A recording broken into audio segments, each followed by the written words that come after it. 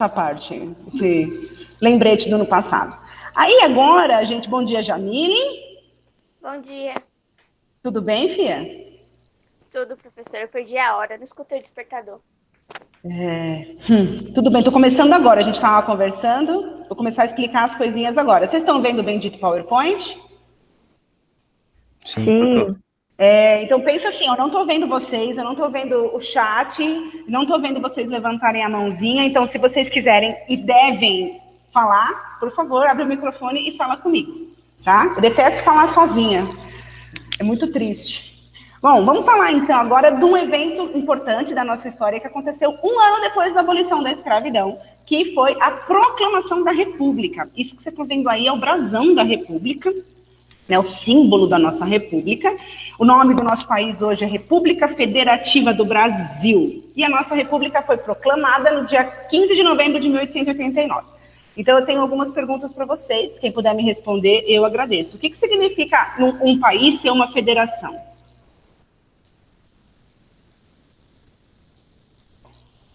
Porque está falando que o nome do Brasil é República Federativa. Eu não sei. Explica Alguém aí, sabe? O que Também não sei, Pro. Também não sei, não. Quando um país é uma federação, significa que ele é formado por Estados Unidos. Ou seja, nós temos estados, o Brasil é dividido em estados, hoje nós temos 26 estados e o Distrito Federal. E esses estados, eles têm uma autonomia em relação ao governo central. Autonomia não significa que ele pode fazer absolutamente tudo o que ele quiser, mas ele tem uma autonomia. E aí esses Estados Unidos formam a República do Brasil. Então, um país que é uma república federativa, um país que é uma federação, é porque ele é dividido em estados. Então, por exemplo, os estados aqui no Brasil, eles têm uma certa autonomia para fazer coisas independente do governo federal. Pelo que eu sei, a única coisa que não pode é ferir a Constituição. Então, a Constituição é aquele livrão de leis que vale para todo mundo, né? Não só de leis, assim, de direitos e deveres que a gente tem. E a Constituição vale para todo mundo. E aí o Estado pode fazer uma lei desde que não seja contra a Constituição. Vou dar um exemplo para vocês, que é a lei de fumar em lugar fechado, né? Aqui em São Paulo é proibido fumar em lugar fechado. Quando você vai nos lugares, na padaria, no bar, sei lá eu, quando você ia, né, nos lugares, aí tinha sempre aquela plaquinha, né, falando que era proibido fumar. E vocês já repararam que o desenho é o desenho do Estado de São Paulo? Não. Aquele trocinho assim que forma tipo o Estado. Deixa eu... É que eu vou ter que compartilhar a tela inteira. Quer ver, ó? Minuto. Proibido fumar em SP. Deixa eu ver se eu acho aqui, ó, a plaquinha. Vende até nas lojinhas de R$1, essas paradinhas. Deixa eu mudar. Tem que mudar a maldita para a apresentação. Apresentar agora a tela inteira. Vamos lá. Aqui, ó. Vocês já viram isso aqui? Sim. Tá vendo esse desenho vermelho? Isso aqui é mais ou menos, é o símbolo, né, do Estado de São Paulo, porque é o formato mais ou menos do nosso estado, né? Isso significa que é uma lei estadual. Você não pode fumar em locais fechados em São Paulo. A partir do momento que você atravessa a divisa para o Rio de Janeiro, para Minas Gerais, para Espírito Santo, para o Paraná, sei lá eu, para qualquer outro estado do país, talvez você possa fumar em locais fechados. Se o estado não tiver nenhuma lei, então você sai de São Paulo, você entra num bar em Minas Gerais e você acende um cigarro dentro de um restaurante, por exemplo. Não sei se Minas Gerais tem essa lei ou não, mas se não tiver, você pode fazer uma coisa em Minas e você não pode fazer essa mesma coisa em São Paulo. Eu acho que o país que leva mais a sério que a gente isso é os Estados Unidos. Você pode ver que lá tem a questão de pena de morte, por exemplo. Então, assim, se você comete um assassinato no Texas, você pode ser condenado à pena de morte. Se você comete o mesmo crime, sei lá, em Nova York, talvez você não seja, porque lá não tem a pena de morte. Então, os estados, eles têm autonomia para fazer coisas. Isso é uma federação. Beleza? Sim. Ótimo. O que significa a palavra proclamar? Me falar que bonito, hoje é feriado da proclamação da República. Quando eu proclamo, eu estou fazendo o quê? Você, tipo, você Falando não algo, sei lá. propõe, afirma, você Tô afirmando, declara. tô falando para todo mundo. Só que a nossa proclamação da República é muito mais complexa e gera muitos problemas para a gente até hoje do que esse nome proclamação. Então vamos começar também lembrando a definição de república. Lembra lá das aulas do primeiro ano que a gente estudou Roma? Naquela época a gente ainda vinha para a escola, né? Lembra? Bons tempos. E aí a gente estudou lá que república foi um sistema de governo. Então, assim, é diferente você falar de sistema econômico e de governo, tá? Você vive no capitalismo ou no feudalismo, aí você pode ter uma república ou uma monarquia dentro do capitalismo, por exemplo. Então, república e monarquia são formas de governar, não tem a ver com o sistema econômico. Então, república é uma maneira de você governar que significa, que vem lá do latim, de res publica, que significa bem comum. Então, a república é um tipo de governo que todas as pessoas que vivem naquela região, governadas ali naquele determinado local, elas vão ter todos os direitos e deveres, e elas têm que ser atendidas, elas têm que ser respeitadas, né? Só que não é bem assim que a gente aqui no Brasil entende a república, né? A gente acha que república é votar nos outros. Não é? Ué. Fala, caprô. E outra coisa que é muito importante na república é que a república tem que separar aquilo que é público e aquilo que é particular, que é privado. Qual que é a diferença de uma coisa ser pública e uma coisa ser privada? Que quando é privado, é seu, né? Tipo assim, ninguém tem o direito de, tipo, não infringir, mas, tipo, invadir, entendeu? Sua privacidade. Porque aí é do seu... interessa somente a você, entendeu? Tá. E o Tipo, público? público interessa a todo mundo, tipo uma praça. Por exemplo, o cara compra uma praça lá que, tipo, o cara compra a praça. A praça é dele. Tipo, é como se fosse uma casa, entendeu? Aí, quando é privado, tipo, vai ser dele o negócio. Aí as pessoas Quando não é têm mais o público? direito de... Aí quando é público, qualquer um pode ir lá. Tipo, banheiro. Tipo um Ninguém entra banheiro, no... todo mundo pode usar. Ninguém entra no banheiro da minha casa, mas não dá pracinha aí, Porque o seu entendeu? banheiro é privado. É. Não é público. Peraí que alguém entrou. Deixa eu autorizar aqui. Tem gente que entra sem autorização, tem gente que entra só com autorização, eu nunca vou entender. Muito bem, ó, vou dar dois exemplos para vocês. A rua. A rua é uma coisa pública ou privada? Pública. Pública. Então, por que o cara pega o carro dele, ele estaciona na fila de ônibus aqui na Doutor Rude Ramos, liga o pisca-alerta e vai na lojinha? Porque ele é um desgraçado. Que é louco. Ele pode fazer isso? Não. Não. Quando ele faz isso, ele está infringindo o direito público? Ele está atrapalhando as outras pessoas? Sim. O seu desespero de parar na lojinha, porque só 5 minutinhos você só vai buscar um remédio, justifica você fazer isso? Não. Por que a gente faz? Porque é rua pública? Não, a rua é pública. E por que a gente, mesmo assim, a gente para o carro? Porque não tem nenhuma consequência. Então, tipo, clara ou severa, assim. Então quer dizer que a gente só faz as coisas porque a gente tem medo de ser punido. Uhum. Então você só faz o que você faz porque você tem medo de ser punido. Não fala eu. É. Se não tivesse nenhuma punição, nenhuma consequência, você estaria vendendo miçanga na praia tomando heroína. Não, mas eu não, mas tipo assim, Não curto uma pessoa Por que que, por eu exemplo, não? porque não é do meu Faz feitio. você, porque não é do seu feitio. O que aconteceu com você para você não fazer o que você quer o tempo inteiro? Eu sei lá, fui educado, não sei. Educado. Então a gente aprende, né? Tem coisas que a gente aprende na nossa família, e aí esses conhecimentos da nossa família depois se misturam com a vida social, né? Que a família é o primeiro contato que a gente tem. Só que nem todo mundo tem família, né? Sim, mas quando você aí... nasce, o seu primeiro contato são as pessoas que te criam. Quando eu falo família, eu vi as pessoas que criam você, que cuidam de você, isso é família, né?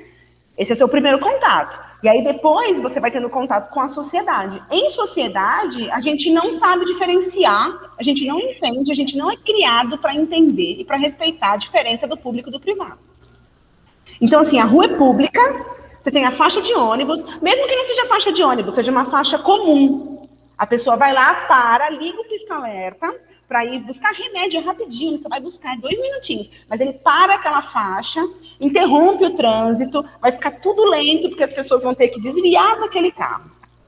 Mas, tipo, e quem não tem esse, tipo, e quem, por exemplo, não tem família, vai, tipo, várias crianças hoje em dia, tipo, tem orfanato lotados, coisas do tipo, aí essa criança cresce, ela não tem família, tipo assim, ela não tem um sentido claro, um objetivo na vida, Então, e eu aí não ela taca o fogo porque pra vida, e aí, não tipo, como necessariamente que... todo órfão taca o fogo para a vida.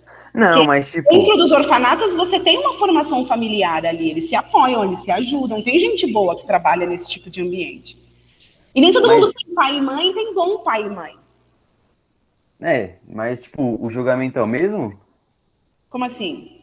Tipo assim, não tem como olhar, por exemplo, a estrutura da pessoa, por exemplo? A estrutura da pessoa, você fala em particular É, enquanto indivíduo? então, porque, Então, tipo mas é que eu assim, acho que a gente nunca é só o indivíduo, a gente é um indivíduo parte de uma coisa maior. Então, a gente é um resultado das experiências que a gente tem, das interações sociais que a gente tem, da educação que a gente recebe, das influências que a gente recebe em termos de televisão, de mídia, de amigos, de tudo. A gente é um conjunto de coisas. E a gente é um conjunto de coisas que está dentro de um jogo. Por que as pessoas se comportam assim aqui no Brasil? Tipo, a rua é pública, mas eu vou parar ali 5 minutinhos rapidinho. Porque eu acho que a gente acha que a nossa vida e o nosso tempo é mais importante que o dos outros. Que a gente vive num país extremamente competitivo. Que a gente tem que tirar proveito das coisas o tempo inteiro. Que só os espertos ganham. Então a gente tem uma cultura assim, de capitalismo selvagem no Brasil. Então a gente usa a coisa pública como se fosse nossa, porque a gente acha que a gente merece mais do que os outros, a gente acha que o nosso motivo é mais especial do que os outros, a gente acha que o nosso tempo é mais especial do que o dos outros. Então a gente não cuida da coisa pública como coisa pública. Só que ao mesmo tempo que você desrespeita o espaço público, quando você se sente desrespeitado, porque você é o cara que está desviando do carro, que ficou parado no trânsito, você fica nervoso. Mas quando você está no seu carro e você quer parar 5 minutinhos, você também para. Então você acha que você é mais importante do que os outros, então você para o trânsito. E quando alguém para o trânsito, você fica indignado porque o seu tempo continua sendo mais importante que o dos outros. Mas o outro cara pensa igual a você. Então a gente não se respeita nos espaços públicos. Isso é uma questão de educação, é uma questão de educação social. A gente não aprende assim.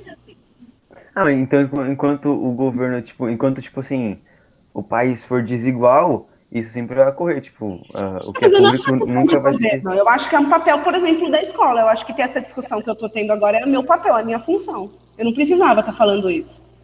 Eu poderia estar só dando matéria, assim, ó, tá. Mas só isso não forma você. Eu gostaria que a gente que está aqui tendo essa discussão conseguisse pelo menos pensar um pouco no uso dos espaços públicos e privados. Vamos falar um pouco agora do espaço da coisa particular, da coisa privada. A sua vida sexual é pública ou privada? Privada. Ah, é? Então por que os homossexuais são espancados na rua? Por que os transgênicos? Por que os transgêneros são espancados? Por que a gente discute a vida sexual das pessoas, proíbe pessoas homossexuais de casar, julga a vida das pessoas como se fosse uma coisa pública? Porque acho que, tipo assim, foi passado, né?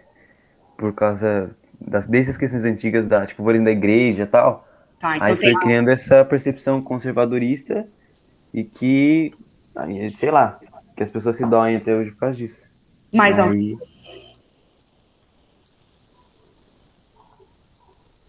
Fala em patroa.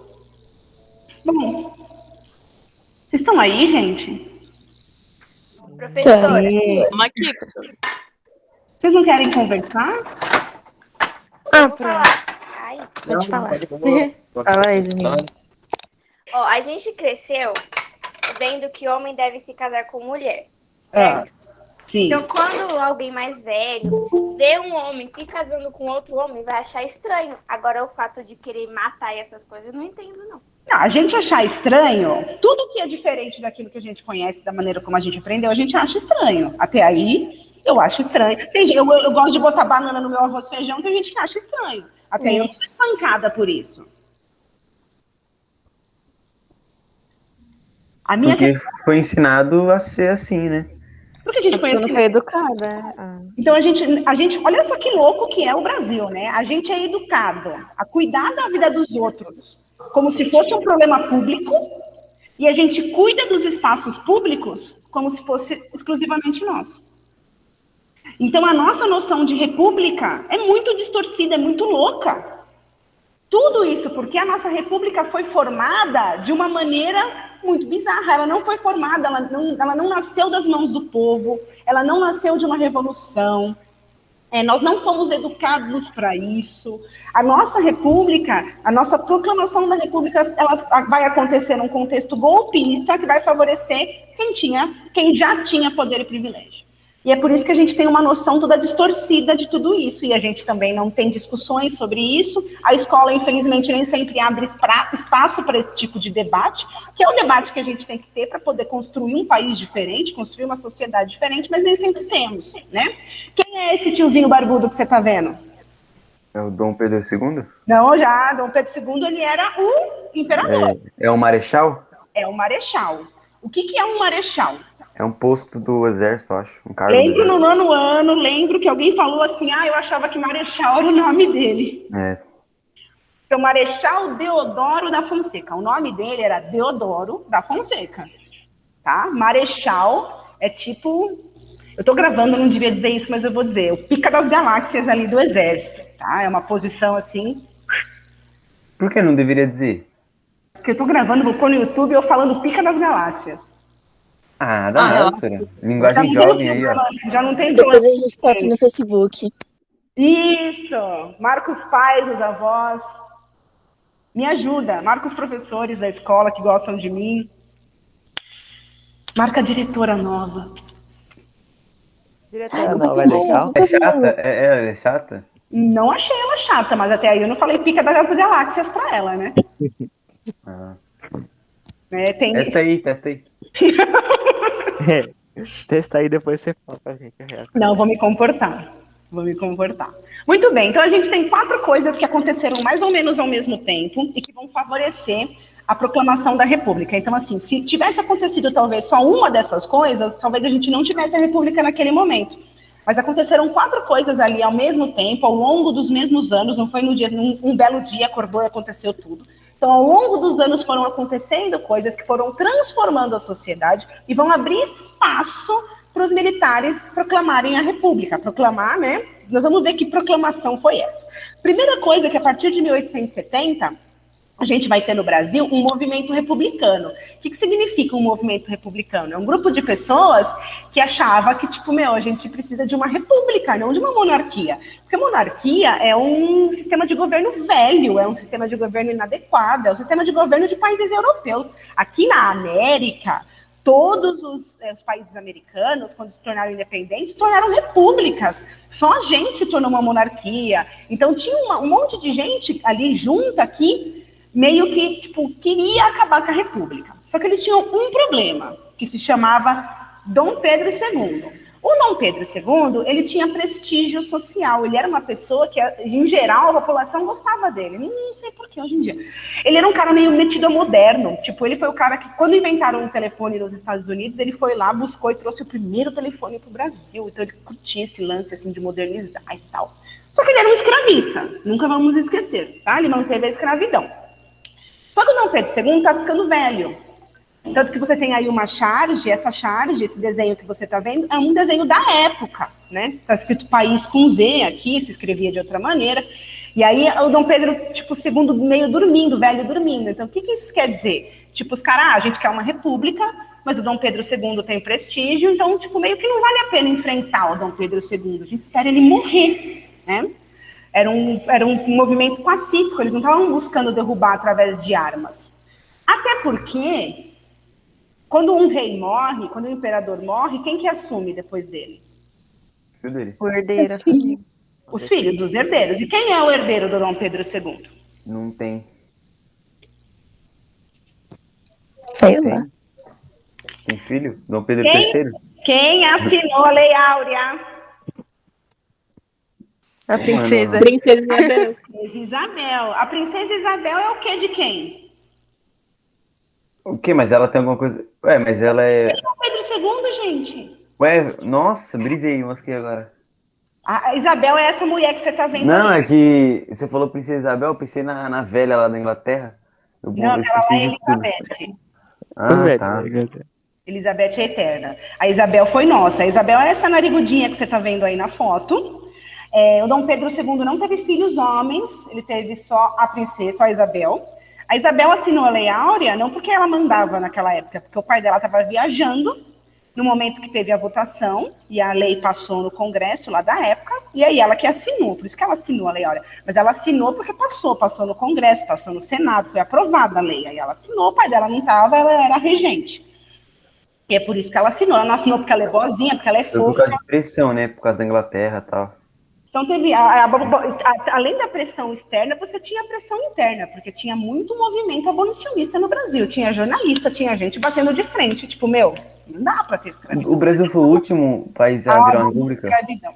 Não, tipo, virar uma Na república. América. Foi o último? Oi? Foi o último país da América do Sul a virar uma república? Sim, o Brasil foi o único país que virou uma monarquia. Todos os outros Tá. formaram repúblicas. O México teve uma monarquia que não durou. Tentaram ali montar uma monarquia, mas não rolou. E aí voltou a ser... Ou virou república depois, quando se tornou independente. A gente foi o único país que teve uma monarquia com total ligação com a coroa portuguesa e com os interesses ingleses. Assim. A gente não teve um governo 100% nacional brasileiro patriota desde o início.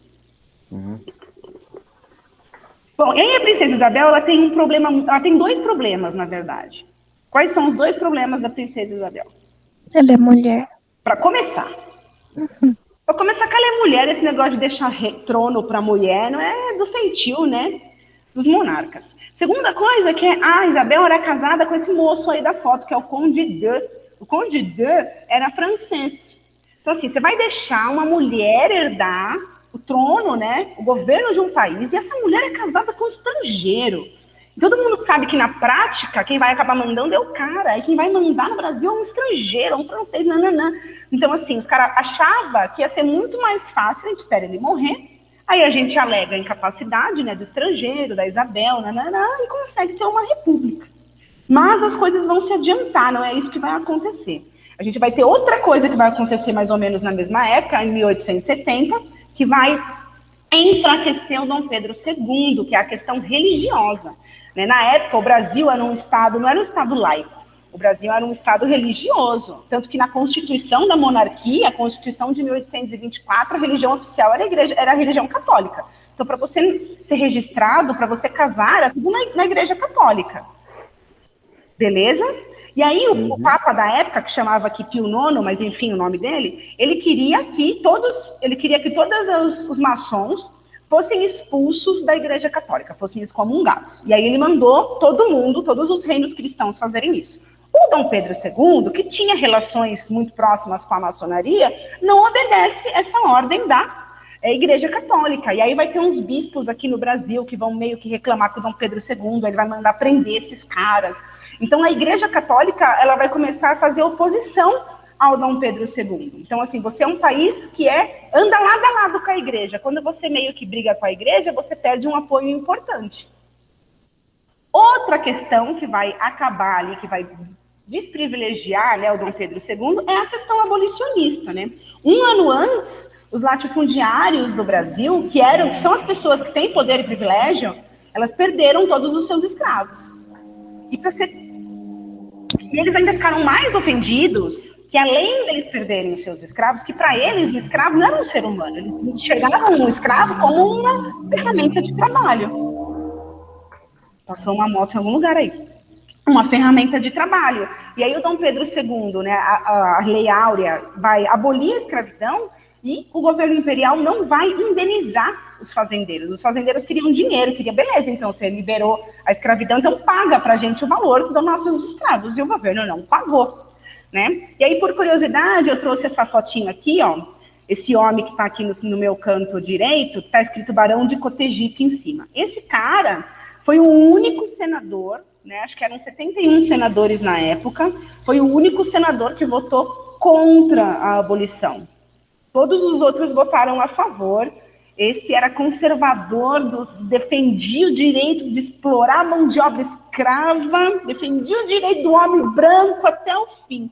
E ele diz a lenda que ele ameaçou a princesa Isabel, né? Falou: a senhora acabou de perder um trono. Porque agora, olha só, o Dom Pedro II tinha gente querendo a república, esperando ele morrer, ele perde o apoio da igreja e ele perde o apoio dos latifundiários. Quem que sobra?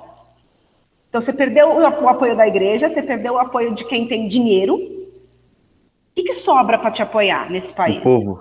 Que povo? Você tem escravo, né? Ah, tá. Tem gente pobre. Quem que sobra que pode te apoiar? Portugal. Dentro do nosso país, o exército. O exército é aquilo que tem... o exército tem o monopólio da violência no país. Pensa, o exército tem todas as armas. O exército manja de estratégia. E o exército, durante o segundo reinado, vai para a guerra pela primeira vez e ganha a guerra, que foi a Guerra do Paraguai. A gente ganhou a Guerra do Paraguai. Eu não sei o que a gente ganhou, né, em termos, né? Mas, enfim, a gente ganhou a Guerra do Paraguai. Os militares voltaram vitoriosos, cheios de si, querendo mais aumento de salário, querendo prestígio, querendo medalha no peito, posição social, porque eles ganharam uma guerra. E o Dom Pedro II meio que caga para esses militares, não dão o prestígio que eles queriam, não dá para eles o reconhecimento social que eles queriam, não dá aumento de salário. Aí os militares começam a fazer protestos, começam a escrever jornais reclamando, falando mal do Dom Pedro, da monarquia, e aí o Dom Pedro vai lá e censura os caras, manda fechar jornal, prende gente. Aí ele mexeu com os militares, aí a gente vai inaugurar no Brasil uma tradição que vai até hoje no nosso país, que é militar metido na política. Então, os militares vão se revoltar, nem todos os militares, né? Tem sempre militares que vão ficar ao lado daquele governo, mas se os militares se revoltam e eles têm as armas, quem que controla essa gente? Ninguém. Ficou um pouco complicado. Então, como é que vai rolar o golpe, né? Porque a nossa república nasceu de um golpe. O nosso país é cheio de golpes, né? A gente teve o golpe da maioridade. Aliás, o Dom Pedro II é um cara que começou a carreira política dele e terminou a carreira política dele através de golpes. Ele assumiu lá com 14 anos, quase 15 anos, para se tornar imperador através de um golpe, porque era contra a lei se tornar imperador antes dos 18 anos. E agora a cabeça dele vai rolar através de outro golpe. Aí vai entrar a figura do Marechal Deodoro da Fonseca. O Marechal Deodoro da Fonseca era amigo do Dom Pedro II, ele não era um republicano, mas ele era um militar. E aí os militares estavam muito insatisfeitos, e ele começou a sofrer pressão dos outros militares. E aí, sofrendo essa pressão, vai rolar uma conspiração do exército para depor o Dom Pedro II. Né? Um dos caras muito importantes nessa conspiração é esse primeiro cara aqui dessa primeira foto, chamado Benjamin Constant. Então, meio que o Marechal Deodoro, que ele tinha muito prestígio no exército, ele é colocado contra a parede. Então, ou você fica com o Dom Pedro, ou você fica com a gente. A gente, que é uma grande maioria, vai derrubar o Dom Pedro, porque ele não favorece mais os nossos interesses. E aí, no dia 15 de novembro de 1889, o exército marcha até a residência onde o Dom Pedro II estava, bate na porta para comunicar que a casa caiu. O senhor está sendo deposto pelo seu exército. O Dom Pedro II até tinha, né, uma parte do exército que o apoiava, mas não era o suficiente, ou ele achou que não valia a pena comprar a briga. E aí o Marechal Deodoro que lidera, aliás, eles tinham marcado, o exército combinou, nós vamos fazer isso no dia 20 de novembro, mas aí eles resolveram antecipar para o dia 15 de novembro. E aí no dia 15 de novembro, eles avisam. Então, foi mais ou menos assim, no dia 15 de novembro de 1889, o exército marcha, né, era como se fosse uma parada militar, para falar para o Dom Pedro II, ó, a casa caiu, a gente está se depondo, vai brigar? Não vou. Então, no dia 16 de novembro, os jornais comunicam o povo. Então, você tem uma fotografia aí de um jornal da época, Viva a República Brasileira, Viva o Exército, Viva a Armada, Viva o povo brasileiro. Proclamação. Olha, gente, caiu, viu, Dom Pedro II, agora é República. Imagina que você está no Brasil nessa época. Você vê esse jornal. O que você entende disso? Que Brasil é com Z. Que Brasil é com Z, mas naquela época isso era normal. Que deu bom, tipo, aconteceu um bagulho da hora. Você acha que você teria essa consciência? De que uma E rolou república seria melhor que uma monarquia? Se você estivesse no Brasil, se você fosse um cidadão qualquer, um povo? Acho que sim. Você acha? Você acha que você teria estudo, debate? Você teria lido muitos livros? Você saberia a diferença de monarquia e república? Acho que não, tipo, que eu iria muito pelo jornal, tipo, É, o tipo, jornal viva tá o falando que é uma povo, coisa viva... boa. Então, se o jornal falou que uma coisa boa, a gente acredita. A gente é assim até hoje? A gente vê no jornal, a gente acredita? Sim. A gente questiona informações dos jornais, da mídia? Então, quer dizer que se os jornais começarem a falar que um determinado governo é bom ou ruim, você acha que a gente tende a acreditar nisso? Uhum. E que a gente pode derrubar presidentes eleitos porque a mídia está falando que vai ser bom? Uhum. Não dá ideia não, hein? Já. Isso aí já fizeram. Isso aí fazem e já fizeram. Fizeram recentemente, inclusive. Então, os jornais comunicam, mas era estranho, porque o Dom Pedro II era popular. Mas o exército, né? O exército. E no dia 17 de novembro, o Dom Pedro II e a sua família, a princesa Isabel, toda a galera lá da família real, não sei quantas pessoas, são colocadas num barquinho e vão para o exílio, vão morar na Europa. Voltaram pra... O que aconteceu com eles? Eles voltaram pra... Então, o Dom Pedro II, ele morre na França, em 1891, e ele tem um funeral digno de líder de Estado, assim, de rei mesmo. Que a filha dele era casada com um monarca, com um nobre francês, o Conde d'Eu, então ele tinha relações próximas à França, e lá na França ele recebe um baita de um funeral. E aí ele Morreu de velho? Oi?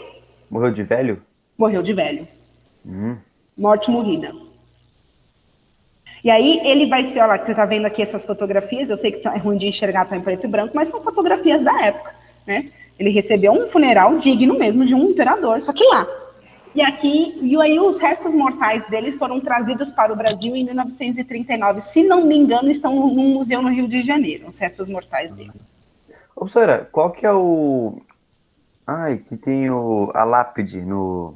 Esqueci o nome do bagulho. Do No Museu Ipiranga, é o Dom É de Pedro quem? I. Ah, o primeiro, né? E as duas mulheres que ele teve, as duas mulheres oficiais, né? A Maria Antonieta, ó. E... Não, a Antonieta é a... Jesus, a Maria Antonieta é a que perdeu a cabeça na Revolução Francesa. Ah, tá. Meu Deus, esqueci o nome da mulher dele. É que todo mundo se chama Maria Antonieta, então. Não, peraí. Mulher... Machista! Pedro I. Eu não lembro o nome dela. Maria Leopoldina. Aí, ó, tudo é Maria, falei, pô. Mas a segunda mulher não era Maria. Mas enfim, tá as duas mulheres que ele casou, porque ele teve aparentemente muitas mulheres, muitas amantes oficiais, né? Tem a história da Marquesa de Santos. Mas, era o rei delas, aí, tá vendo? mas as duas mulheres que ele realmente se casou estão enterradas lá. Bom, muito bem. Agora vamos lá. A gente falou que proclamação é quando você avisa, né? Essa proclamação da República, ela é mais para uma revolução, para uma grande transformação, ou ela é mais para um golpe? Para um golpe. Por quê? Porque revolução vem do povo. E acho que eles falaram proclamação só para parecer mais... Para o povo não falar, caramba, um golpe, não sei o quê. Porque o golpe é uma palavra que nos dá uma... pejorativa, feia, né? Você fala, pensa em golpe, você pensa num soco na cara. Então, você não pensa no golpe como uma coisa boa. Então, usar a palavra golpe, geralmente os golpistas, quem dá golpe não gosta de usar a palavra golpe, porque vai ficar chato para eles, né? Então, duas coisas que a gente precisa considerar para diferenciar golpe de revolução. Especialmente no país como o nosso, no Brasil, que as pessoas estão completamente piradas, né? Golpe é um movimento que vem de dentro do próprio governo. Eu estou trazendo esse cara para vocês aí, que é o Crane Brinton. Ele é um estudioso, e ele escreveu esse livro, Anatomia das Revoluções. Então, a gente tem duas coisas para considerar a diferença de golpe e revolução. Golpe é quando pessoas de dentro do governo, de dentro do núcleo de poder, derrubam outra pessoa para poder se favorecer, para pegar o poder só para si. Então, assim, o exército é um órgão do governo.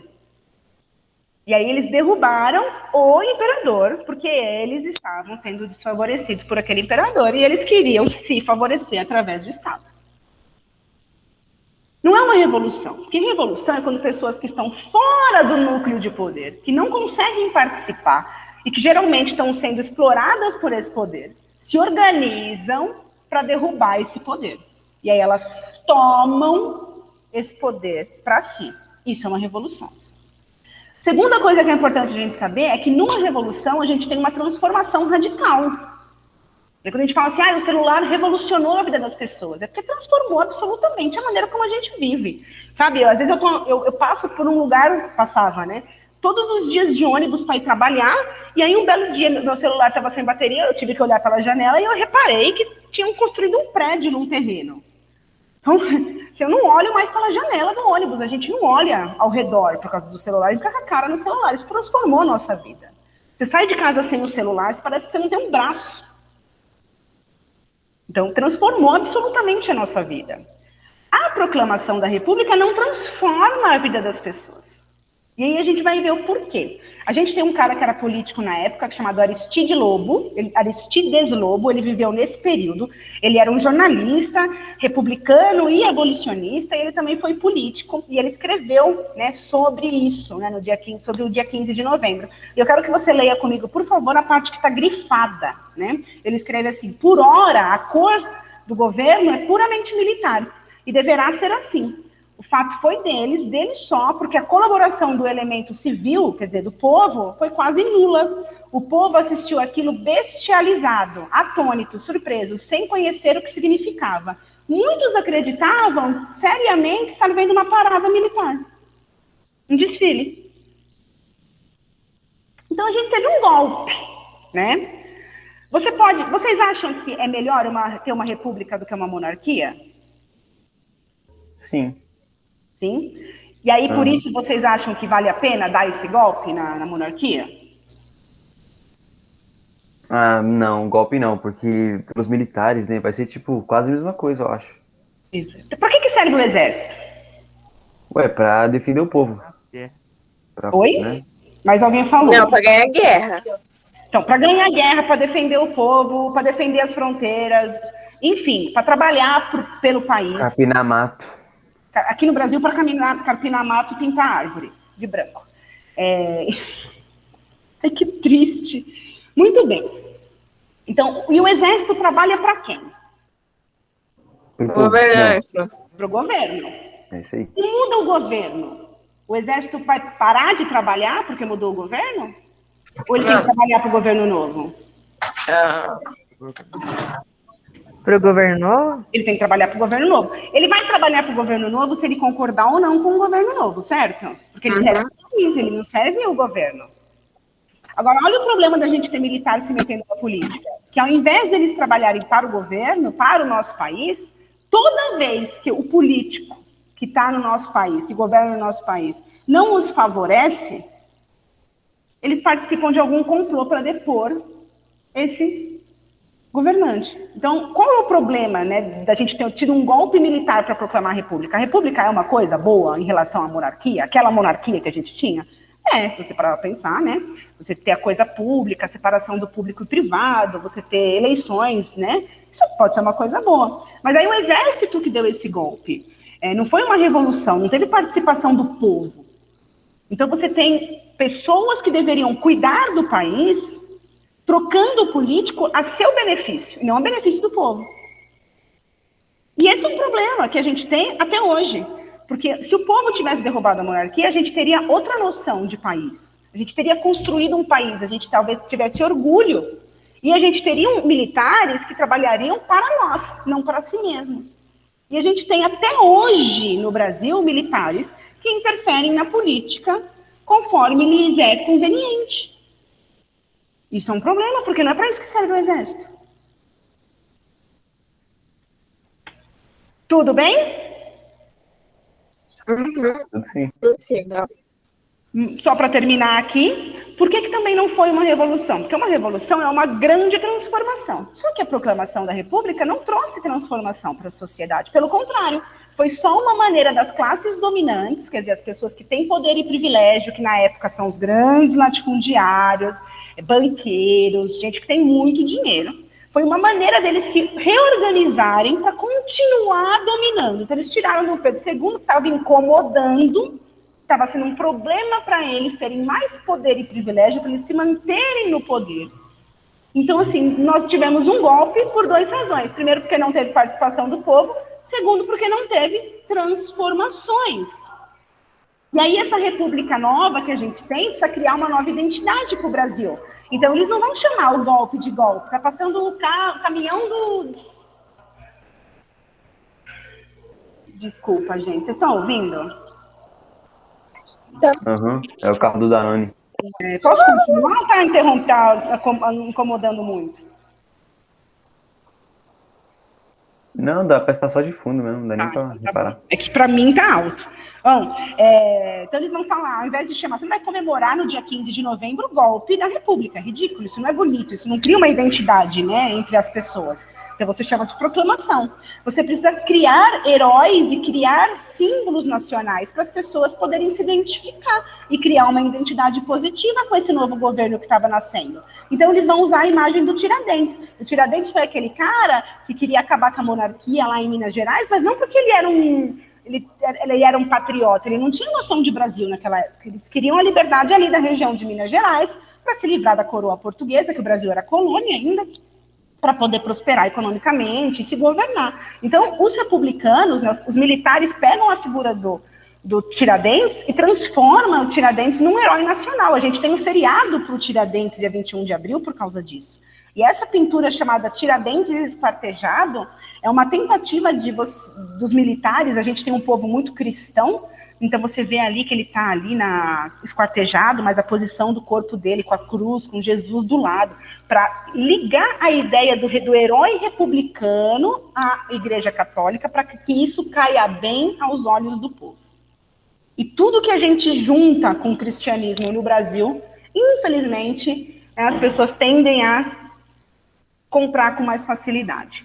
Essa aqui é a primeira bandeira do Brasil, que é claramente inspirada na bandeira dos Estados Unidos, que era a república que inspirava as outras repúblicas. Uma cópia. Só que ela não vai durar, tá? Não vai ser a bandeira oficial, ela vai ser uma bandeira bem transitória. E esse é o nosso primeiro brasão, né? Na época a gente escrevia diferente, escrevia Brasil com Z. Então, Estados Unidos, o nosso nome não era República Federativa do Brasil, era Estados Unidos do Brasil. Esse foi o nosso primeiro nome do nosso país, quando nós tivemos a proclamação da República. E aí eu comentei isso com vocês no 9º ano e vou repetir, né? O Machado de Assis, nesse livro, Esaú e Jacó, gênio esse cara, ele viveu, né, a proclamação da República, e aí ele, muito ligeiro, escreveu nesse livro dele o seguinte: nada se mudaria, o regime sim, era possível, mas também se muda de roupa sem trocar de pele. Então o que ele quer dizer é que mudamos o governo, né, de monarquia para a república. Porém, você pode trocar de roupa sem trocar de pele. Então, ele está dizendo assim, mudou o regime, mas não muda nada para as pessoas. Quem mandava, quem tinha poder e privilégio, tem mais ainda agora, porque consegue mandar por si só, sem a interferência ali da família real. E aí a gente vai estudar essa partezinha da história do Brasil, que a gente chama de República Velha ou Primeira República, que vai de 1889 a 1930, e também cai em 1930 através de outro golpe. É só golpe. E aí, nesse meio tempo, a gente tem Primeira Guerra e Revolução Russa. Eu ia deixar vocês escolherem a ordem, né? Se vocês queriam ver Primeira Guerra, Revolução Russa, ou era Vargas primeiro, porque para mim tanto faz. Porém, eu vou tentar seguir lá o mais próximo possível do centro de mídias, tá? Para não dar muito problema, para vocês não ficarem tudo perdido nas aulas. Pode ser? Beleza. Beleza? Então, rapidinho aqui para a gente terminar. A gente vai ter o primeiro período, que a gente chama República da Espada, que durou poucos anos, que foi o tempo que eles fizeram a Constituição, que nós fomos governados por militares, né? Primeiro o Marechal Deodoro da Fonseca, aí ele morre de morte morrida, e aí quem termina, né, o mandato é o Marechal Floriano Peixoto. Né? Tem nome de rua para esses caras. O que esses caras fazem? Primeiro, eles estabelecem que o Brasil é uma república federativa, né? Nós somos divididos em unidades federadas, né? Unidades que juntas, né, que federadas, formam uma união. Por isso que quando você vai preencher uma ficha, tá lá UF, e você coloca SP, porque UF significa unidade federada. Quer dizer, São Paulo é uma das unidades federadas juntas às outras que formam o Brasil. E aí os caras vão fazer a nossa primeira Constituição, né, que eu já vou falar dela. eles vão determinar a separação de Estado e de igreja. Então, agora eles vão ter cartórios. Então, quando você nasce no Brasil, a partir de aí, você não tinha mais que ir para a igreja católica para ser registrado. Se você quisesse se casar, você podia se casar no cartório, e você não necessariamente precisava se casar na igreja católica. Então, o Estado passa a ser um Estado laico. E não é um Estado ateu. Não é um Estado que nega a existência de Deus. É um Estado que não assume nenhuma orientação religiosa, para que as pessoas possam fazer da sua religiosidade o que elas bem quiserem. Dá para entender isso? Sim. Vocês estão aí ainda? Uhum. Vocês estão com sono? Não. Estou acabando, eu juro. O Brasil é um Estado laico hoje? O nosso Estado laico funciona? Não, É um Estado laico. Mas funciona? não. Por que não? Mano, O cara foi eleito porque Deus acima de tudo e ele em cima do povo. Tem países como a França, por exemplo, que não existe bancada evangélica. Você não pode fazer leis em nome da sua religião. Você não pode impor, através do Estado, costumes da sua religião sobre as outras pessoas. Aqui no Brasil, a gente não entende também muito bem o que é o Estado laico. A gente não entende o que é república, o que é privado, o que é público. A gente não entende o que é Estado laico. Tem gente que acha que Estado laico é um Estado que nega a existência de Deus. Ninguém está falando isso. Está falando que eu, como governo, não posso falar de Deus, porque eu estou aqui, eu tenho que respeitar o Deus de todo mundo. Então, a gente tem um problema no Brasil ainda, mas a gente começa a ter Estado laico com a república.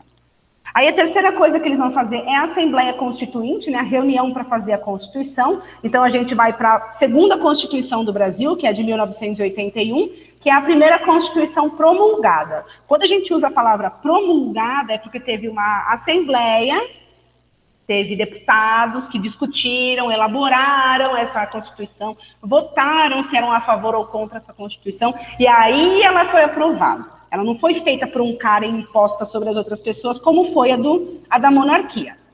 A Constituição de 1891 estabelece que o Brasil é uma república federalista, que vai dividir o poder em três, né, executivo, legislativo e judiciário. O executivo é quem administra, o legislativo é quem faz as leis, o judiciário é quem julga, e estabelece a questão do voto, né? Pode votar no Brasil cidadãos maiores de 21 anos, alfabetizados.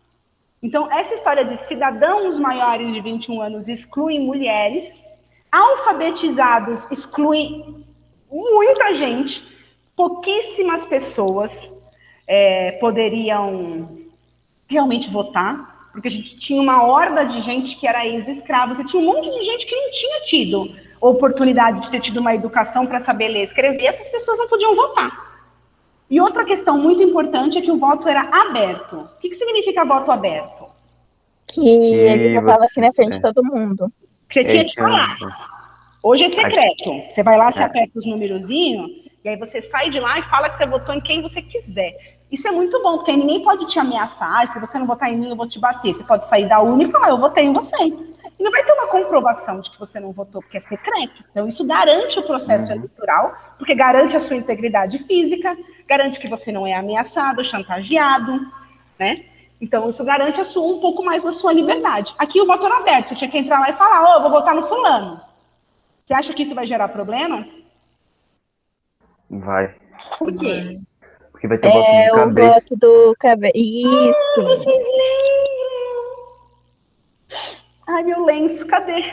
Bom, e agora para terminar, que bonitinho, gente. Para terminar, nós vamos falar da bandeira da República. Esse aqui é a primeira divisão de estados do Brasil. Você vê que é diferente, né? Você não tem o Amapá, o Mato Grosso era um estado só, não era dividido em dois. O Tocantins não existia.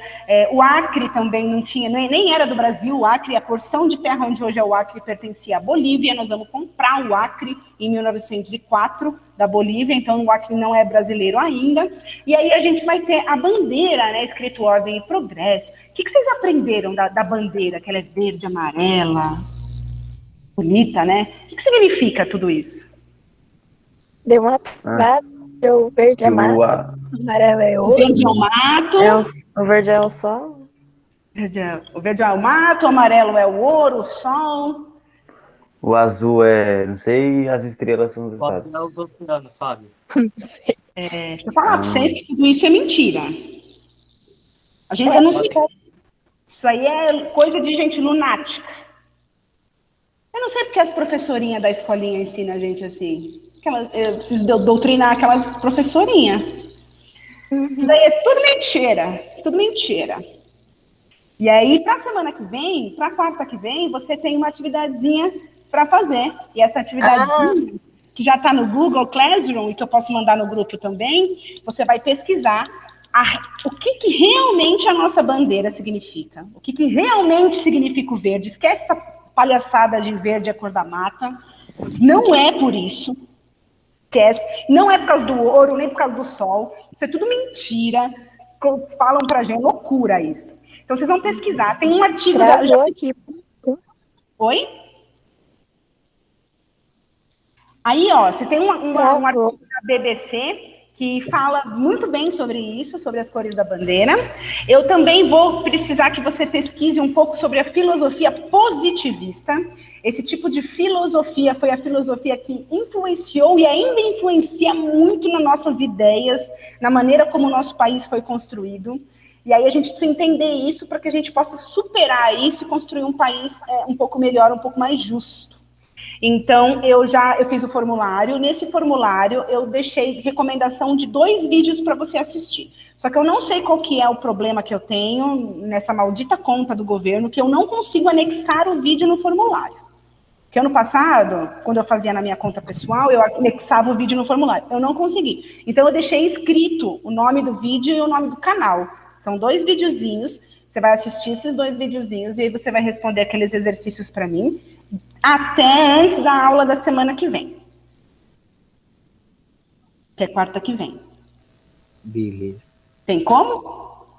Tem. Tem. Aí eu quero começar a aula que vem com a discussão desse lance da bandeira. Beleza. Firmeza, gente? Quem sobreviveu aí? Nayane tá aí? Deixa eu desligar aqui agora. Onde é que eu interrompo aqui? Luara tá aí.